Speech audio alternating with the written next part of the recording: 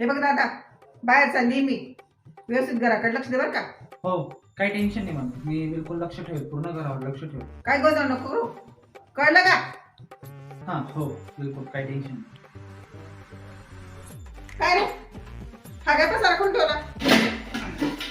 हा काय रे?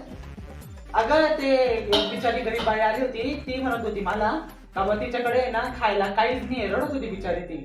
ती सांगत होती म्हणे आमच्याकडे ना शेंगदाणे सुद्धा नाही म्हणे, आम्ही काजू बदाम खातो, आमच्याकडे तेल सुद्धा नाहीये, आम्ही काय म्हणतो शाही तूप खातो म्हणे, आमच्याकडे वेलदोडी नाही येत, आम्ही पिस्ता खातो म्हणे.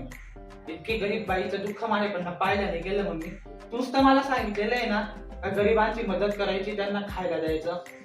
म्हणून मी काय केलं, तिला आहे ना आपल्याकडचे शेंगदाणे तेल, जी तुझी बुद्धी आहे ना ती चांगल्या ठिकाणी वापरत जा. आता मी विकले ना करोडो रुपये ते त्याच्या अगं तू मला सांगितलं तसंच केलं ना, गरिबांना मदत करायची, मदतच केली मी त्यांना. त्याच्या बुद्धीचा वापरच झालेला नाही. चांगल्या ठिकाणी वापर ती बुद्धी. काय सांगा पोराला.